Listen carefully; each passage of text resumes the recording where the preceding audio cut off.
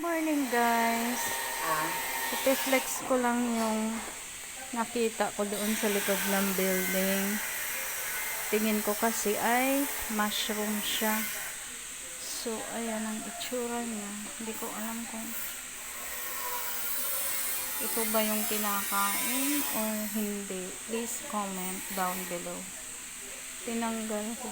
Kinuha ko lang kasi ang ganda tingnan. Pero ang sabi kasi pag ang mushroom ay may sing-sing daw, ayan oh, sa ilalim ay hindi daw siya pwedeng kainin. Siya ay lahat ay may parang sing-sing. So hindi ito pwedeng kainin. Ayan. Akala ko pwedeng igisa. Ang dami kasi doon sa likod.